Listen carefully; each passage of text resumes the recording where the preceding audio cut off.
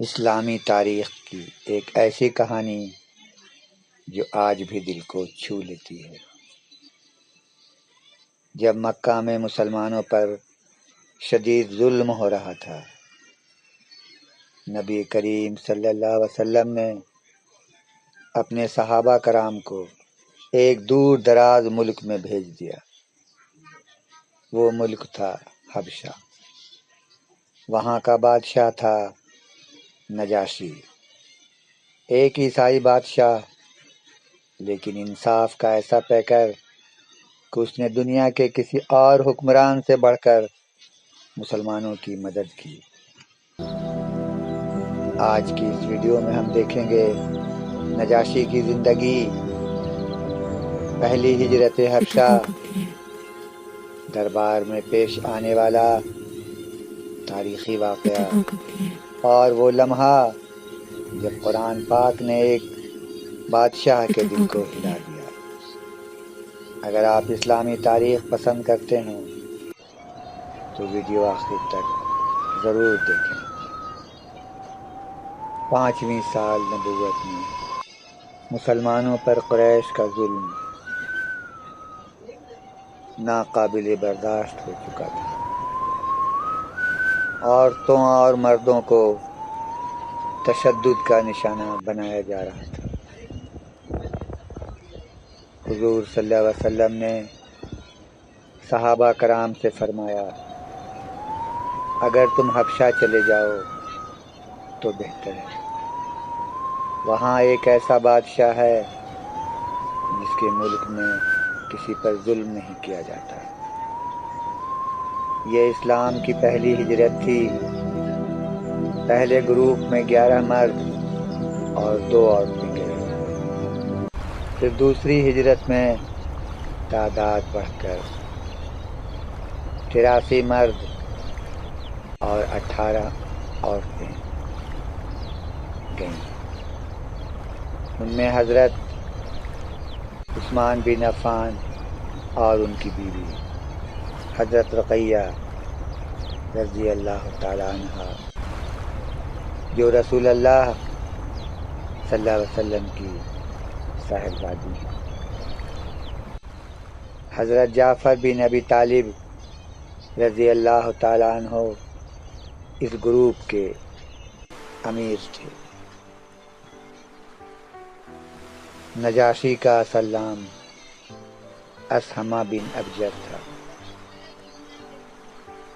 حبشہ کے تمام بادشاہوں کو نجاشی کہا جاتا تھا، جیسے روم کے بادشاہ کو قیصر اور ایران کے بادشاہ کو کسریٰ کہا جاتا ہے۔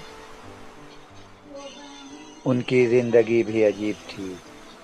ان کے چچا اور بھائیوں نے سازش کر کے ان کے والد کو قتل کر دیا اور انہیں غلام بنا کر بیچ دیا، لیکن اللہ تعالیٰ نے کرم فرمایا، انہیں واپس تخت پر بیٹھایا۔ وہ ایک عادل، سچا اور خدا ترس بادشاہ کے نام سے مشہور تھے۔ جب مسلمان حبشہ پہنچے تو نجاشی نے انہیں بڑے اچھے طریقے سے پناہ دی اور کہا، تم میرے ملک میں آزاد ہو، کوئی تمہیں نہیں ستائے گا۔ اہل قریش سے یہ بات برداشت نہ ہوئی کہ یہ لوگ وہاں جا کر سکون کے ساتھ رہیں۔ انہوں نے 2 ہوشیار آدمی، عمرو بن الاس اور عبداللہ بن ربیعہ، ان کے ساتھ قیمتی تحائف بھی تھے تاکہ نجاشی مسلمانوں کو واپس بھیج دے۔ نجاشی نے دونوں فریقوں کو بلایا۔ پہلے قریش والوں نے کہا، یہ لوگ ہمارے مذہب سے پھر گئے ہیں، انہیں ہمارے حوالے کر دیں۔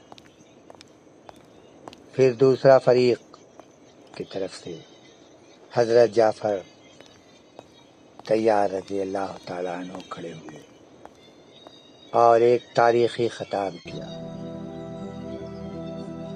اے بادشاہ، ہم ایک جاہل قوم تھے، بتوں کی پرستش کرتے تھے، مردار کھاتے تھے، بدکاری کرتے تھے، رشتوں کو توڑتے تھے، رشتوں کو پامال کرتے تھے. اللہ نے ہم میں سے ایک شخص کو نبی بنا کر بھیجا جس کی سچائی، ایمانداری اور خاندان سب جانتے تھے. انہوں نے ہمیں اللہ کی وحدانیت کی طرف بلایا، بتوں کو چھوڑنے کا حکم دیا، نماز، روزہ، صدقہ اور پاکیزگی سکھائی. اب ہم آپ کے پاس آئے ہیں کیونکہ آپ کے ملک میں ظلم نہیں ہوتا.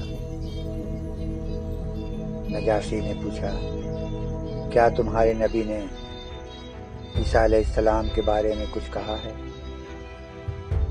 حضرت جعفر رضی اللہ تعالیٰ عنہ نے جواب دیا، ہاں، ہم عیسیٰ علیہ السلام کو اللہ کا بندہ، اس کا رسول، اس کا کلمہ اور روح کہتے ہیں. نجاشی نے کہا، کیا تمہارے پاس وہ کلام ہے جو تمہارے نبی لائے ہیں؟ حضرت جعفر رضی اللہ تعالیٰ عنہ نے سورہ مریم کی ابتدائی آیات پڑھنا شروع کی. نجاشی اور اس کے درباریوں کی آنکھیں آنسوؤں سے بھر گئیں. انہوں نے کہا، یہ بات اور حضرت عیسیٰ علیہ السلام کی تعلیم ایک ہی نور سے نکلے ہیں. اور اس نے قریش والوں سے کہہ دیا، میں تمہیں یہ لوگ نہیں دے سکتا. یہ لوگ میرے مہمان ہیں اور یہاں امن سے رہیں گے. اس دن نجاشی نے مسلمانوں کو مکمل تحفظ دیا. بعض روایت کے مطابق نجاشی نے اس دن سے اسلام کی طرف مائل ہونا شروع کیا. بعد میں جب نبی کریم صلی اللہ علیہ وسلم نے مدینہ میں ہجرت فرمائی تو آپ صلی اللہ علیہ وسلم نے نجاشی کے نام ایک خط بھیجا جس میں انہیں اسلام کی دعوت دی. خط کا خلاصہ یہ تھا، بسم اللہ الرحمن الرحیم، محمد رسول اللہ کی طرف سے حبشہ کے بادشاہ اسہمہ کے نام. میں آپ کو اللہ کی طرف بلاتا ہوں. عیسیٰ علیہ السلام اللہ کا روح اور کلمہ ہے. اسلام لاؤ تو سلامت رہو. نجاشی نے خط کا بہت احترام کیا، آنکھوں سے لگایا اور اسلام قبول کر لیا. وہ خفیہ طور پر مسلمان ہوا کیونکہ اس کے دربار اور عوام میں مخالفت تھی.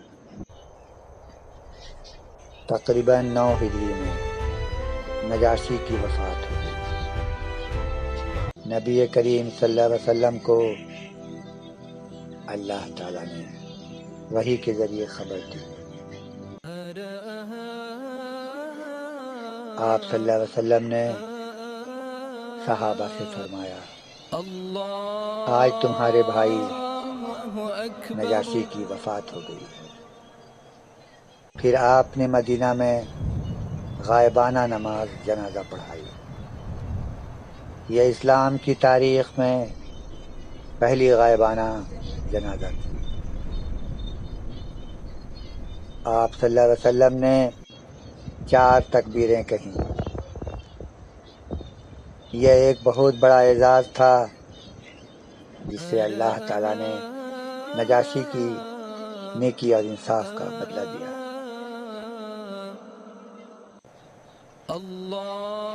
نجاشی کی کہانی ہمیں سکھاتی ہے کہ انصاف اور سچائی ہر مذہب میں قدر کی جاتی ہے۔ اللہ جس کے دل میں خیر رکھتا ہے وہ حق کو پہچان لیتا ہے۔